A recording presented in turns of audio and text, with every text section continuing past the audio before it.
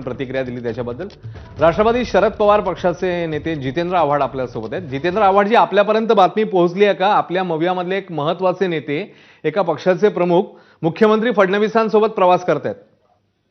Commercial flight आहे ना?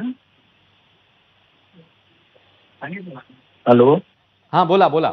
Commercial flight आहे ना?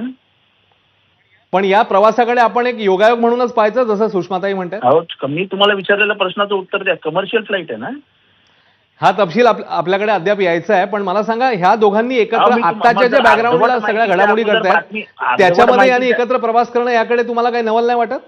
अर्धवट माहितीच्या आधारे बातम्या कशाला तयार करता? कमर्शियल फ्लाइट असेल तर नागपूरला जायला संध्याकाळचं एकच फ्लाइट आहे. मुख्यमंत्र्यांना संध्याकाळचा कार्यक्रम असू शकतो आणि उद्धव ठाकरेंनाही संध्याकाळचा कार्यक्रम असू शकतो. त्यामुळे जर कमर्शियल फ्लाइट असेल तर दोघंही तिकीट काढून एकाच फ्लाइटने जाणार. त्यासाठी काही दोघं काही वेगळे फ्लाइट करून जाणार नाहीत. म्हणजे कमर्शियल फ्लाइट मध्ये हा एकत्र प्रवास हा योगायोग आहे असं म्हणायचं.